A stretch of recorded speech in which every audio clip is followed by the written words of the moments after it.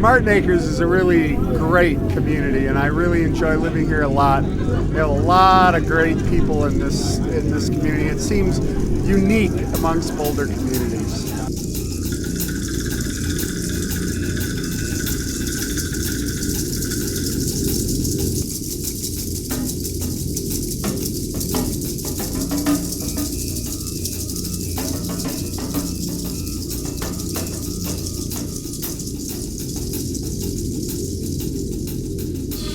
It's got a great mix of people. You know, they're every people. They're carpenters like me. They're lawyers. There's professionals. There's teachers. People get a walk to work, or they ride their bike over to see you. It's funky, and the people are very friendly and unpretentious. I would describe Martin Acres as simple and humble. People just seem connected and to have time to be here now. I would say it's a very down-to-earth neighborhood.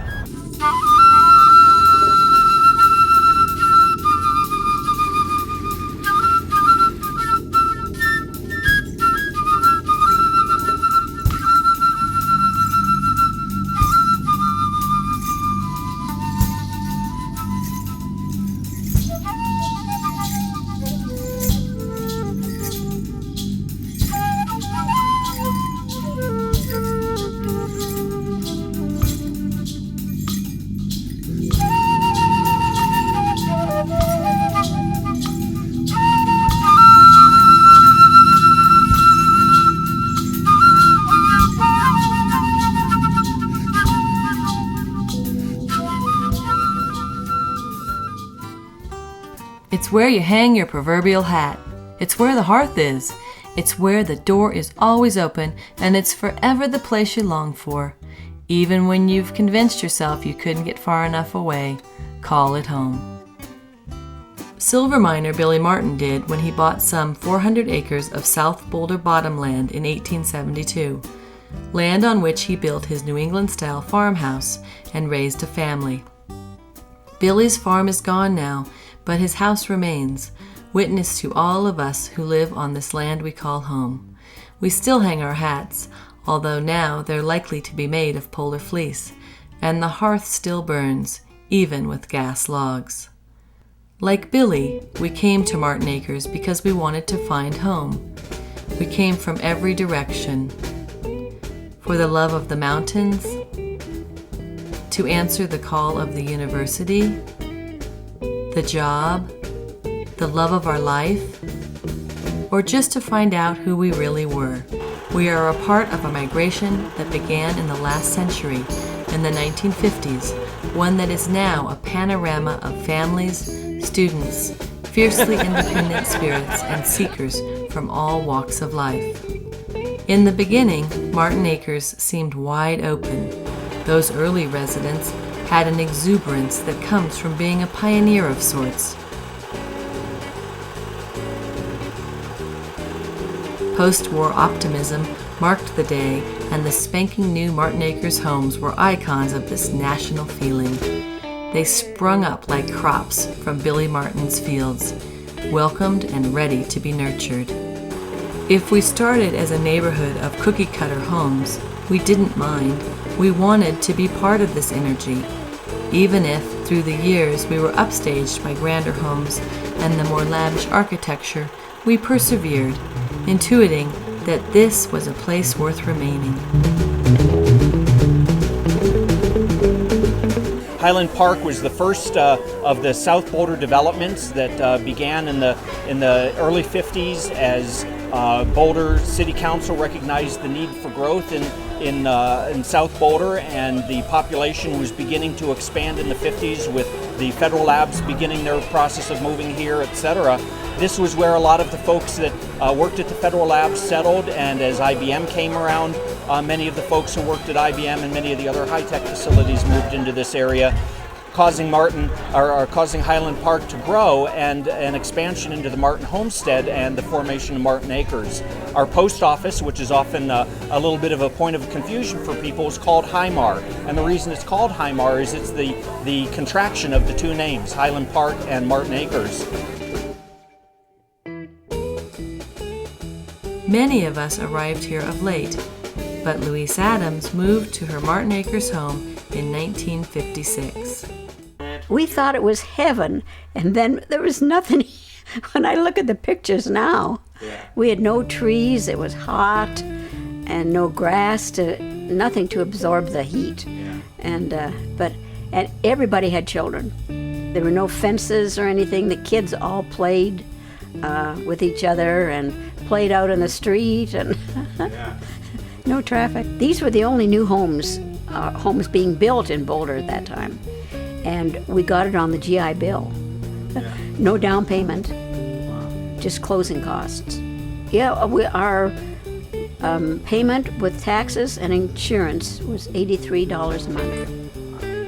1956. And we paid $13,000 for the house, $13,000. Well, I run with Boulder Road Runners. I've been to Finland, and that was my first big one. Oh, when I first won my first gold medal, I cried when I went over that finish line. I was so excited. I've been all over the world. This little medal's from Finland, and this is from South Africa and Australia. But I like to be active. Yeah. And I still mow my own lawn and shovel my own snow, and I'll be 85 this year, so. I've lived in Martin Acres since 1973.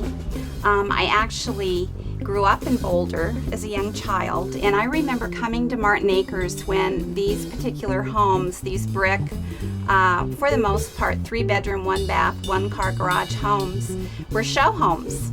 And it was very exciting as a child because everything was new.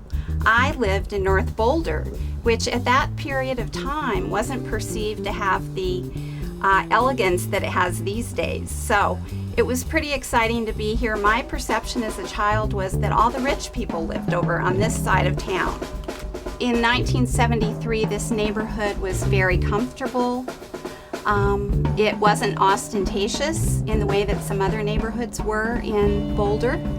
And it definitely was a neighborhood where a family could buy a home for a reasonable price and raise children. How I came to this home is that a friend of mine had bought this house during the Vietnam era. Her husband was in Vietnam in the military. He was a Navy SEAL. So I came here as a young divorcee with 2 young daughters and rented this house for the grand total of $180 a month. I really enjoy the uniqueness of the people who live here.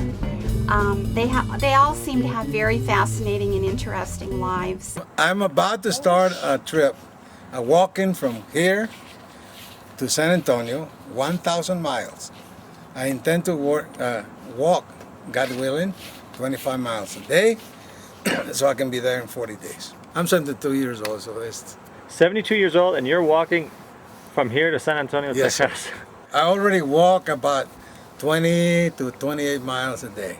We have a number of professionals in this community who are engineers, professors at the university, of that strata. We also have a number of entrepreneurial individuals who are artists, who have their own businesses, perhaps in the healing arts. I know I'm a licensed clinical social worker in private practice, so there are a lot of different occupations that people hold here. It's also a neighborhood where there fortunately are many parents who are able to stay home and take care of their children. I think another real testimony to the strength of the residents of Martin Acres is they're very concerned about energy, recycling. They're very forward-thinking individuals, and I've always really appreciated that. They're welcoming, there's room for everybody, and there's room for diverse thought. ¿Por qué el nombre Alvarado Village para este lugar? Porque el genio, o sea, el hombre, ¿cómo le diré?, más genioso de todos nosotros, Sí. Se llamaba Alvarado, Valentin Alvarado. Most of us came from the working environment, from the farm work environment. I came from the Arkansas Valley, so the university could not sustain us with housing because they were too small for us. We as students in 1972 got together and petitioned the government for a grant to build these houses. We got the monies and we leased this land from St. Thomas Aquinas. After I got my bachelor's, I went into a master's degree. I got a job in Washington, D.C. working for AMLAB, Migrant Legal Action Program. I really love Martin Acres. I think it's a great neighborhood. I like that you get a lot of diversity. It's really diverse. It's very dynamic. So you have the older couples who have been here since the neighborhood was built, and then some of the transient families, the students. You get the students next to the older couple. Catherine and John Bernstein been living in Martin Acres for about 41 years. Moved here in '65. Came up from Dallas, Texas. Went to work for Ball Brothers Research. I made the grand tour with Patton. I was at the Battle of the Bulge and at the Siegfried Line when we went into Germany. And we had just captured a bridge and got on and had to run to a farmhouse that had been captured by the infantry. As we sat down, a 120 bomb just hit the door, and the concussion broke the straps. This thing flew off my head, went across and hit shrapnel. This is where both my sergeant and I got our so-called Purple Hearts. So I brought this thing back because it really illustrates the hell of war. But for the grace of God, I could have been 6 feet under. This was from the Brown Shirts, the original military party that backed Hitler. Wow, these are beautiful. These you picked up while you were there after the war? No, I captured them all officers. And you took them? Yeah. First class action. Wow. My name is Lindsay McDonald, and I don't live in Martin Acres yet, but I do love the people, the proximity to the beautiful mountains, and the pancake breakfast, most of all. That's simple.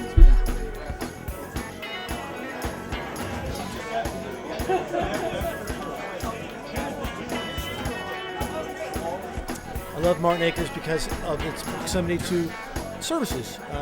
My wife and I walk up to what we call the shops every day. That's King Soopers and all the shops right around King Soopers. We go up and get a steamer, get our shoes fixed. And I'm glad I live in Martin Acres because I can go up to Chautauqua and go on hikes.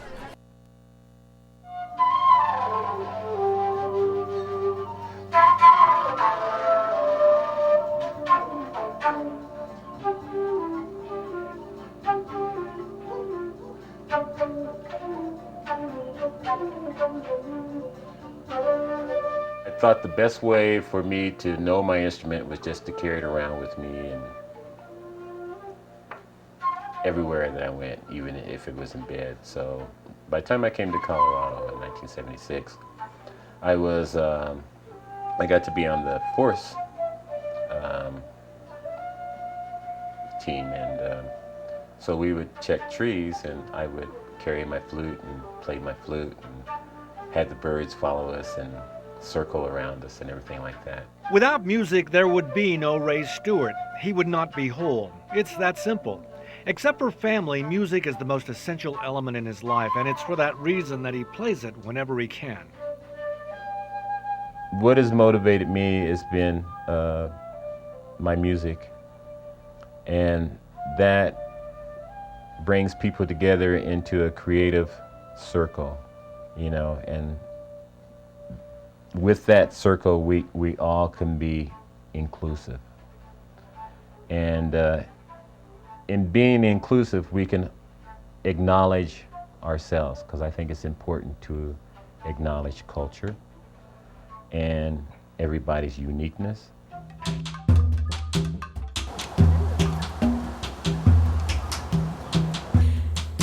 Every year at the summer solstice, all the neighbors get together and celebrate the solstice, and it's a great opportunity for all of us to be together, to be outdoors. So every year for the solstice celebration, we make the Wicker Man.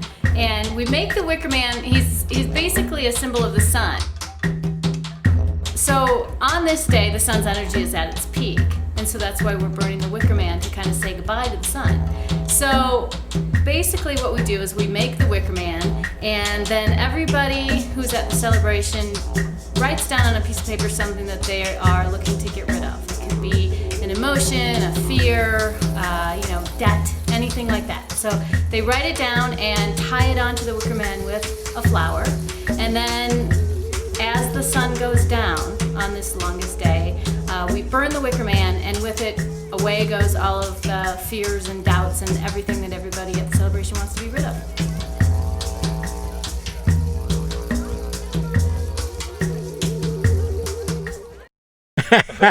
You know. We don't have anybody to impress. We're not out to impress We anybody. like what we have here. It suits our need. Hi, I'm Hannah Myers, and I live, I don't live here, but I live on Hanover. And I like this place because it's like a really nice community, and I feel good. I love Martin Acres because of the fun neighbors. Have some nice tennis courts here, creek path. My name is Amy Eisenberg. I live on 35th Street, and I love Martin Acres because the people are really down to earth and unpretentious. Martin Acres for 18 years, and we had our kids here, and we love Martin Acres because we get to walk to school, and they've got a bike path running right through the middle, and we have a lot of different types of neighbors, students, and people that have lived here a long time, scientists, and entrepreneurs. Hi, my name is Margaret Rydell, and I live on South 31st Street. And I love Martin Acres because we have the best neighborhood in Boulder. The morning dog romps in the park with all of our neighbors. You get to Fox works at home. I get to watch the kids play on the field all the time, and they're adorable. And we go eat lunch and dinner and breakfast by the creek with candles.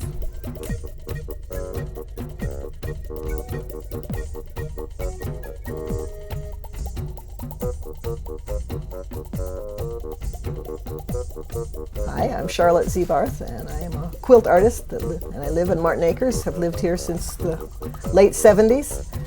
Raised my family here. My daughter went to Creekside School, and when it was called Martin Park. I have been an artist for a long time. We built this addition on this house for my art studio.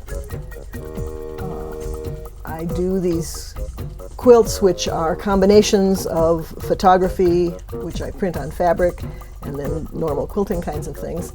And the photography all is mine. I take pictures. We do a lot of walking. We walk through Martin Acres just almost every day over to the creek path and do a 4-mile walk, most 4 or 5 days a week. And I always have my camera with me, and I'm always taking pictures of leaves, trees, things going on, the creek itself. This piece came from photographs of cottonwoods on the South Boulder Creek Trail, taken in the winter. So if you look at it closely and for a long time, you see backgrounds of the mountain backdrop in here at the bottom. So it's again an example of pictures I've taken. These trees, this is a robin on a post, it's on the same trail, I think, maybe on a different time, but it's been transformed so that you can just barely, it has the robin shape, but nothing else about it probably really reads as realistic.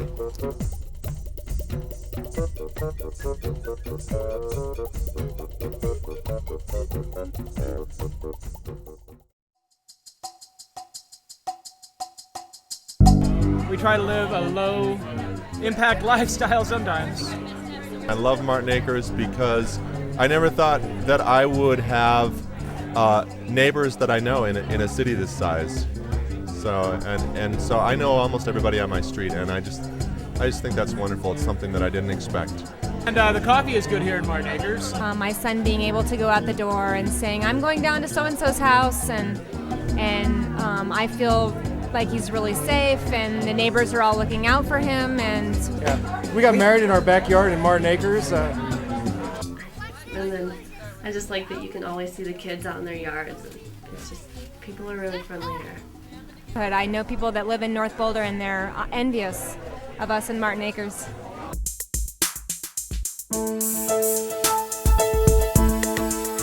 I came here with my girlfriend at the time trying to find a place to live, and we were afraid to drive in the neighborhood because the streets were so confusing and we may not find our way out. But eventually we realized that there were some ways out of the neighborhood, so we decided to rent a place here. The Martin Acres neighborhood organization known as MANA. On the MANA steering committee, I've been on there on and off for many years, first time about 25 years ago. And at that time there was a lady, Rosemary McBride, who still lives in our neighborhood, and some other people like Harry Knockman that were great contributors to our neighborhood. They're all in the twilight years of their lives now, and we like to acknowledge those people for their contribution to our neighborhood organization, as well as the Claysons. Steve and Jan have been just made a great contribution to Martin Acres. Good morning. I'm Rosemary McBride, the antique of Martin Acres. We came on way back in the early history and lived on 31st Street, which is then called Highland Park. And then we moved to Chase Court, and that's how our famous swimming pool was called Highmar, Highland Park and Martin Acres. And we've lived here since the beginning. It was just one of the few straggled homes, and I've loved it. And I've been active in the schools and on the Martin Acres Neighborhood Association, and it's been very rewarding.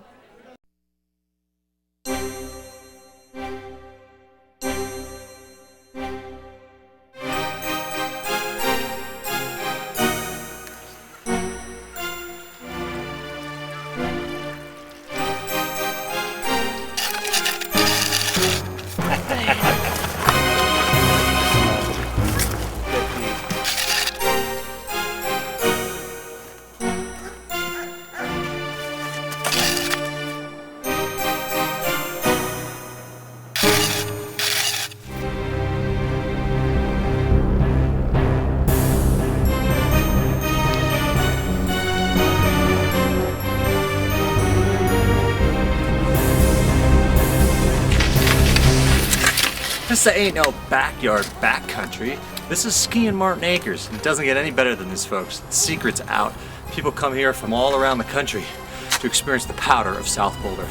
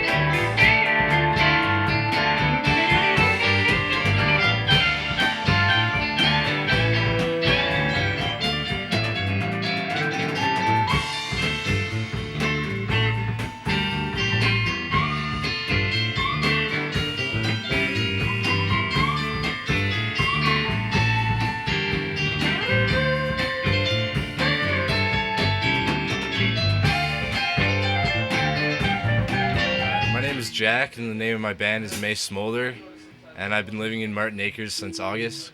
I like this neighborhood a lot because my neighbors are really nice, and they helped me install my fiberboard to soundproof the garage.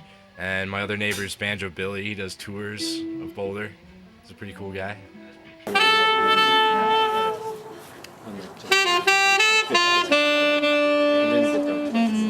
that right? Well, I've been up in Alaska.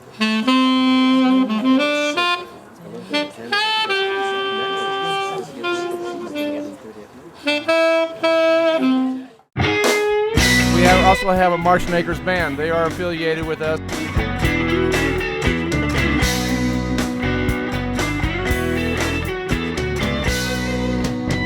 Can't you hear all those sirens coming around? Best stop your crying and get ready to roll.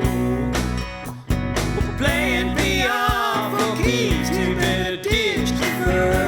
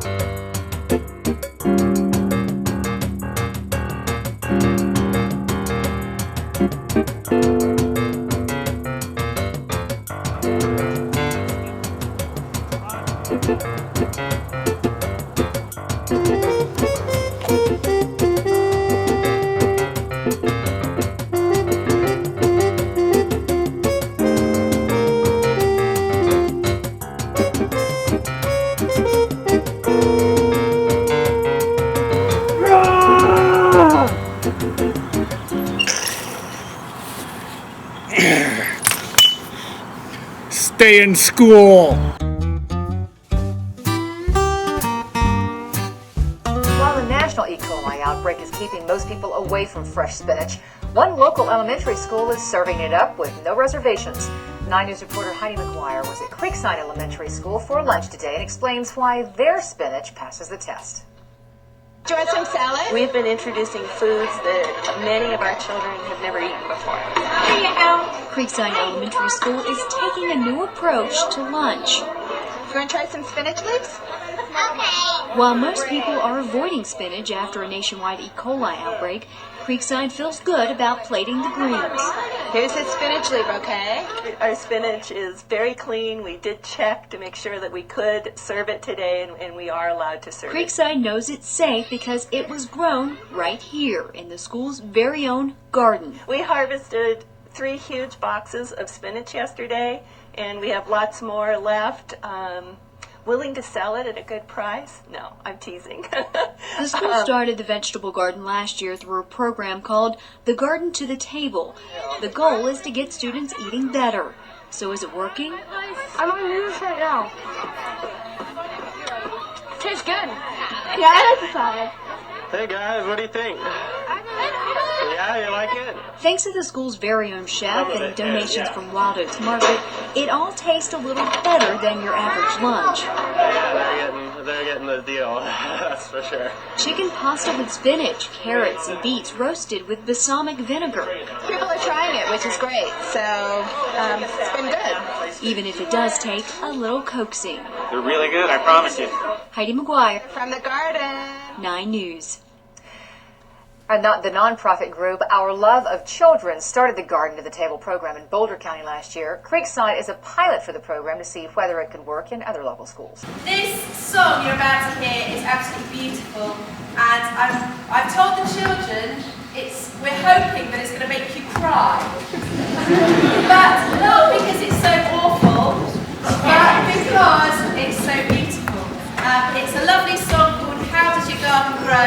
And it takes the sentiment that although we've thought about plants, each one of us is a seed and a plant. We're all here to help nurture these children. Will you give every seed all the love that it needs to become the best that it could be? Tell me how, will you care, will you love, will you share? How does your garden grow?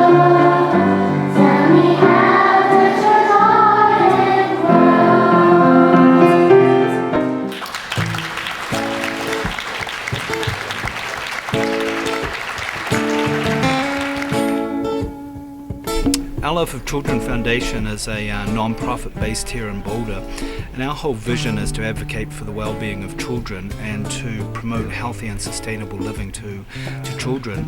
So the Garden to the Table program here at Creekside Elementary is going to integrate 4 concepts. Starting with the vegetable gardens, and the vegetable gardens on school can be used for a number of things: to teach kids about science, teach kids all about the environment, and also teach kids about health and nutrition. So the gardens are actually going to become sort of a centerpiece for health promotion and teaching kids about nutrition.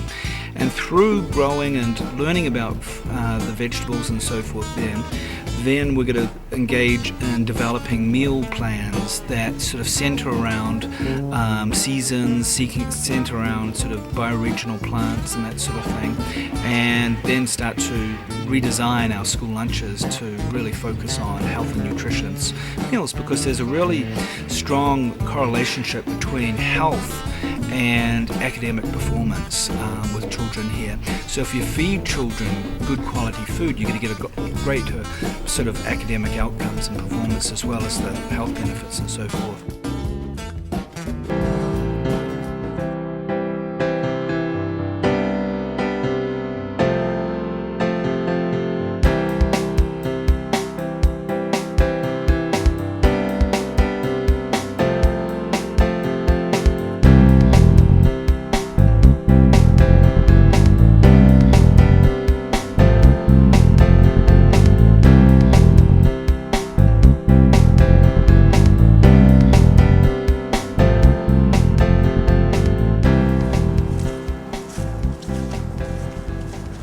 This is our garden in the courtyard. We grew vegetables for our school salad.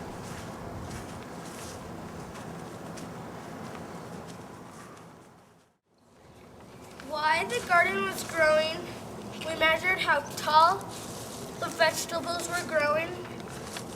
They were this tall. Have you ever tried kale?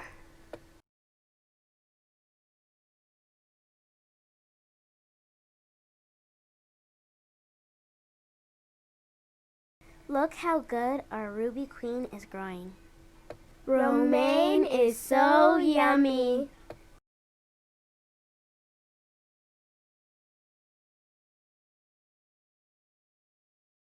More experience with the milk. I've experienced romaine.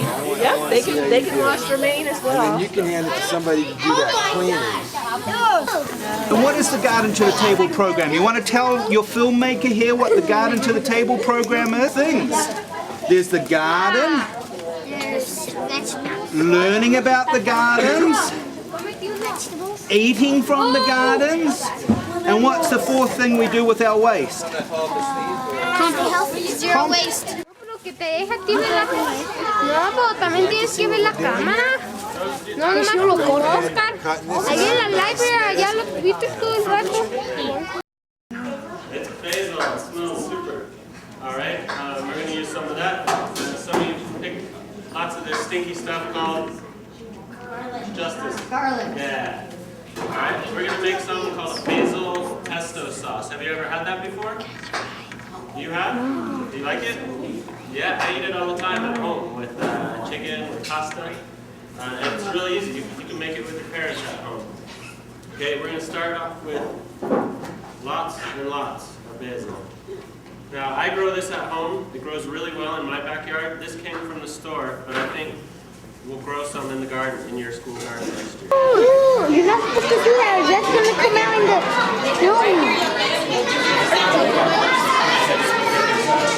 Who's this for? ¿Para la familia? Movie. ¿Para quién?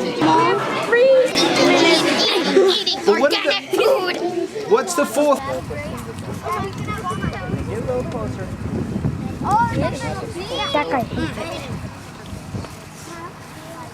Oh, now you gotta put it back. Now you gotta put that bowl back. You eat it. Did you know beets stain your fingers? So I guess we do have a 9 news man over there. Yeah. Oh, hey, Marco, we're getting those. cute praying mantis.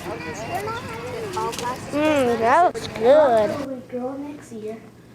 Well, next year, hopefully, we'll be able to plant things like tomatoes. I think that would be nice.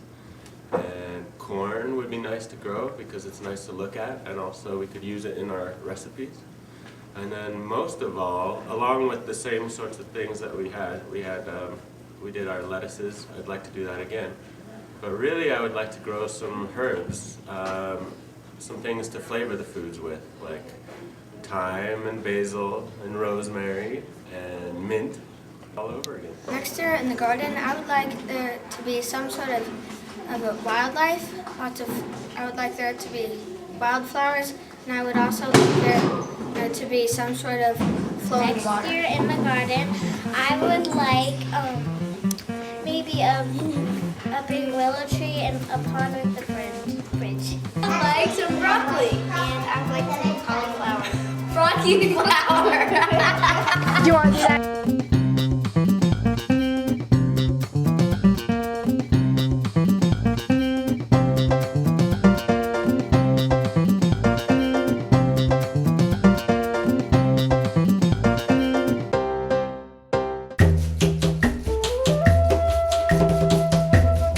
We've become our own small works of art. We rent, we own, we rent to own, and we love to reinvent our homes. Some of us have gone up, popped our homes to capture the glorious mountain views. Some of us have added onto what came before. Others have made their gardens into extensions of home. With devotion and often with a sense of humor, we've fallen in love with our little piece of Boulder.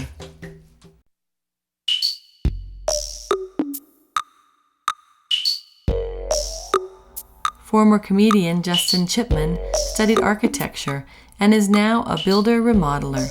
He has lovingly remodeled 2 Martin Acres homes and has recently moved into one of them with his family. And what this neighborhood offers as a builder and an investor, or a small volume builder like myself, is these houses, they're easy to work on. They've got great foundations, the walls are plumb, the corners are square, and so you don't have to come in and just eliminate the entire building. You can come in and you can actually get creative with the thing in a way that's affordable. How I think that the neighborhood has changed is, first of all, there's an enormous amount of building going on here, and there's designers working here, there's small volume builders working here, and they've chosen this neighborhood because there are no rules to conform to, so you don't end up with something being entirely beige. We use the term Beigistan for big suburban developments. Sometimes the places we see as temporary shelter are really the homes we've been searching for all along. Mike D'Onofrio makes it his business to buy and renovate homes for other people. Yet after he and his own young family had lived in their Martin Acres ranch for a few years, they realized they had come home, and then they put their stamp on the place. This used to be the closet here that you access from inside, and we just tore all that out and put in a big window seat with windows on either side of it, so we can all hang out inside the window seat, then move the front door around the corner, where Lola is at the front door right now. Hi, sweetheart. You can gut the inside of the rectangle and do anything. You can snap on little squares to the rectangle. You can snap on squares on top of the rectangle. You can put rectangles on top of the rectangle. And people have done all these different permutations in this neighborhood, and it's interesting to see what people do.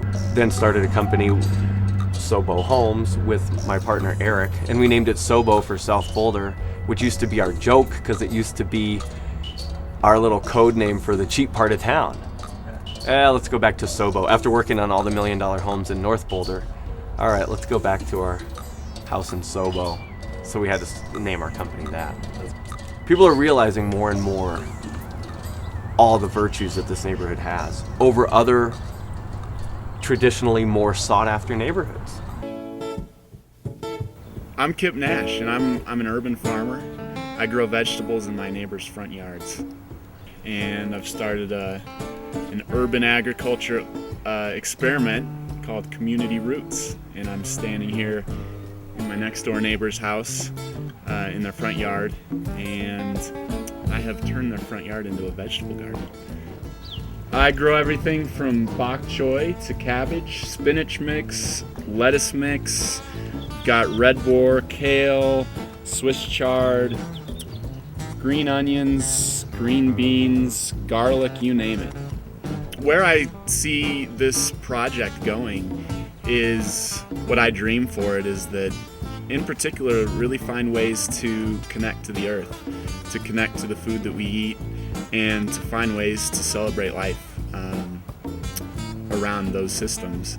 I would love to see someday Martin Acres have 50 or 60 yards that are covered in vegetables, and that the people whose yards have gardens in them all know each other, and we celebrate around the harvests and around the plantings. And, I think there's a lot of potential, and I think that this is a great place to do it.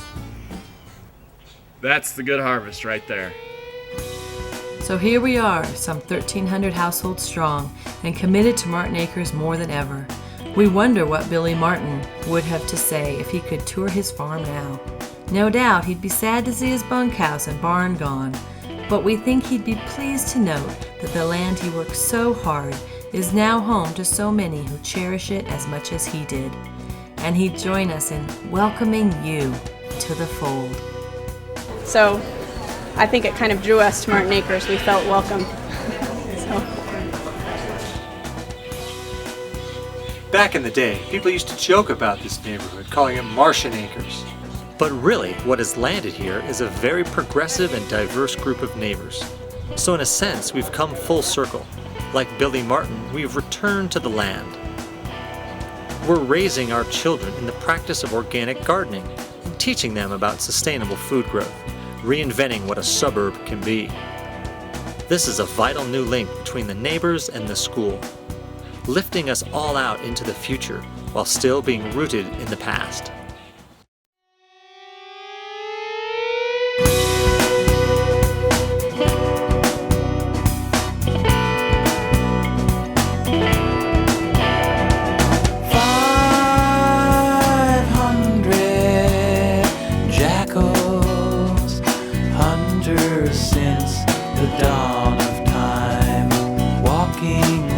Our lives with our children.